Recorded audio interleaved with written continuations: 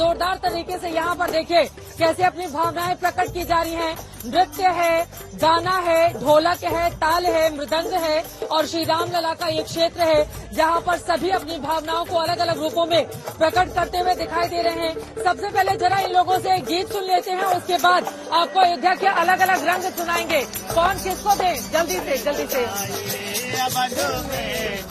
घर घर दीप जलाए,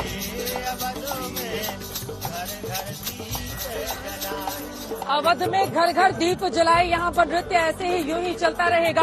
पूरी की पूरी अयोध्या नगरी सज धज कर दुल्हन की तरह तैयार है। होई है वही जो राम रच राखा, को करि तर्क बढ़ावे साखा। राम सिया राम जय जय राम। भगवान श्री राम का आज प्राण प्रतिष्ठा का भव्य समारोह होने वाला है। दूर दूर से भक्तजन देखिए, सुबह सुबह का ये वक्त है, यहाँ पर ठंड भी काफी जोरदार है लेकिन लोगों के ऊपर कोई असर नहीं पड़ रहा है। कतारों में ये लोग खड़े हैं और यहाँ पर खड़े होकर ये जो मुख्य द्वार है उसके दर्शन करने के लिए ये लोग आए हैं, क्योंकि इनको भी पता है भीतर जाने की इजाजत तो नहीं होगी लेकिन कम से कम बाहर से अपनी भावनाओं को लोगों तक, देश तक पहुंचा सके, उसका पूरा इंतजाम इस वक्त किया गया है। आपको बताते चले प्रधानमंत्री नरेंद्र मोदी 10:30 बजे के आसपास यहाँ पर पहुंचेंगे और उसके बाद माना जा रहा है कि सरयू नदी में डुबकी लगाने के बाद प्रधानमंत्री यहां पर आएंगे। हालांकि आगे का कार्यक्रम क्या होगा विस्तार से आपको आगे जानकारी देंगे। अयोध्या के अलग अलग हिस्सों से हमारे तमाम सहयोगी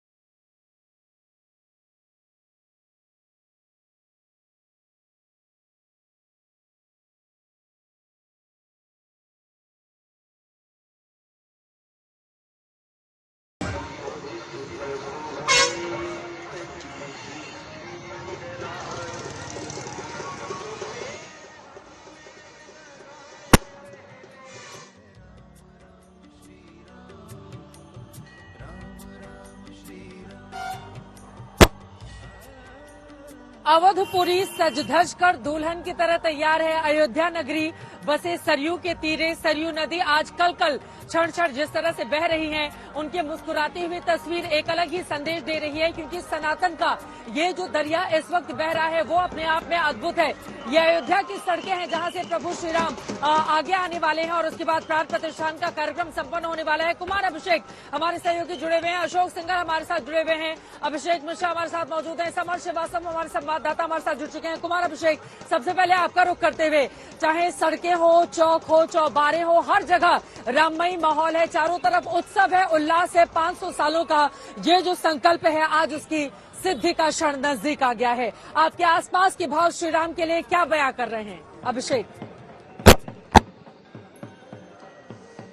बिल्कुल चित्रा, आप जब अयोध्या में हैं और कोई भी अयोध्या में है तो अयोध्या की छटा देख सकता है। इस तरीके से जो नृत्य है, इस तरीके के जो संगीत है, डांस है, आपको पग पग पर अयोध्या में इस वक्त दिखाई देंगे और हर 4 कदम की दूरी पर कहीं ना कहीं का कोई डांस, कोई नृत्य, कोई म्यूजिक आपको दिखाई देगा। हम आपको इस वक्त दिखा रहे हैं, ये बांदा के लोग हैं। बांदा का जो मशहूर नृत्य है वो है, लेकिन आज के बारे में कहा गया और सरकार ने कहा था कि आज लोग अयोध्या आने से बचें, लेकिन आप अयोध्या की सड़कों को देखिए, आम आदमी से भरता जा रहा है। जो लोग अयोध्या में हैं, कहा जा रहा है कि 2-2.5 लाख लोग इस वक्त अयोध्या के अलग अलग मठ मंदिरों में हैं, वो सब सड़कों पर निकल आए हैं और वो ज्यादातर लोग आज का जो दिन है वो अयोध्या में बिताना चाहते हैं। बेशक आज दर्शन शायद आम लोगों को नहीं होंगे, लेकिन आप इस अयोध्या को देखिए, सभी जो पांव हैं वो राम मंदिर की तरफ बढ़ते हुए दिखाई दे रहे हैं। हर 4 कदम की दूरी पर अलग अलग जगह की संस्कृति, अलग अलग जगह के डांस, गाने, ये आपको इस वक्त दिखाई देंगे। तो हम जो इस वक्त का वक्त है, हम इस वक्त राम पथ पर हैं और रामपथ पर आप देखिए दोनों तरफ किस तरीके के नजारे हैं। कुछ अपने दर्शकों के लिए अगर हम इंफॉर्मेशन दें तो ये तकरीबन 84 सेकंड का जो प्राण प्रतिष्ठा का शुभ मुहूर्त है, ये शुरू होने वाला है 12:29 और 3 सेकंड से, और 12:30 पर यह खत्म होगा। यानी कि उस मुहूर्त का इंतजार सबको है जब प्रधानमंत्री मोदी जरा वानरों की सेना की तस्वीरें दिखा के फौरन लौटे हैं अभिषेक आपके पास। देखिए वानरों की सेना ने श्री राम को किस तरह से लंका पर विजय प्राप्त करने में मदद की थी, और इस समय जो वानरों की सेना है वो देखिए जो फूल सजे हुए हैं, बाईं तरफ वाली तस्वीर भी दिखाइए, जो फूल सजे हुए हैं उसकी पंखुड़ियों को लेकर वो प्रसाद ग्रहण करते हुए दिखाई दे रहे हैं।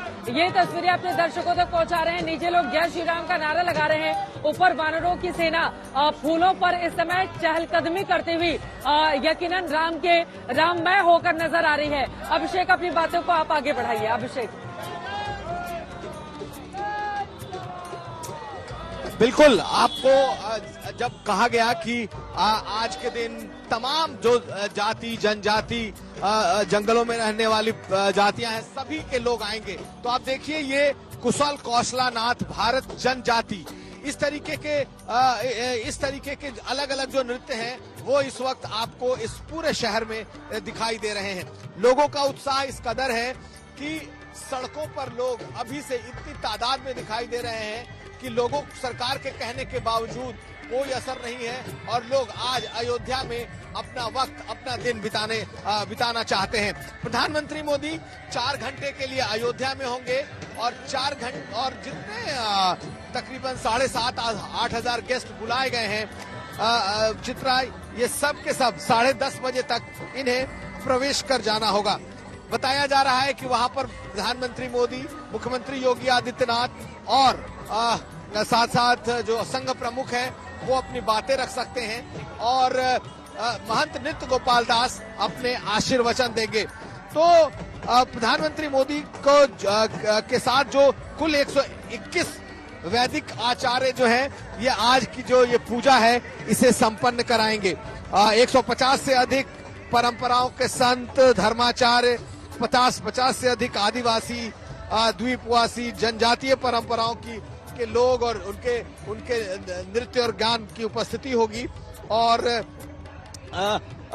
माना यह जा रहा है कि आज के इस प्राण प्रतिष्ठा के बाद प्रधानमंत्री तकरीबन 1 से 1.5 घंटे और रुकेंगे और उसके बाद वापस जाएंगे।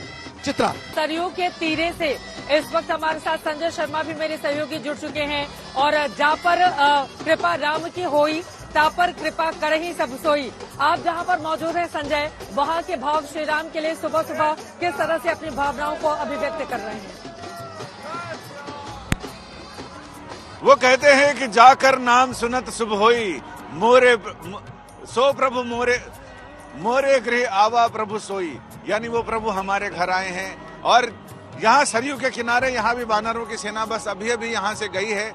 लेकिन सबसे बड़ी चीज, अभिजीत मुहूर्त में भगवान राम लला की नई प्रतिमा में प्राण प्रतिष्ठा होगी, और वो अभिजीत मुहूर्त के साथ वो एक कई संयोग और सुयोग को लेकर, ऐसे ज्योतिषीय सुयोग को लेकर आया है।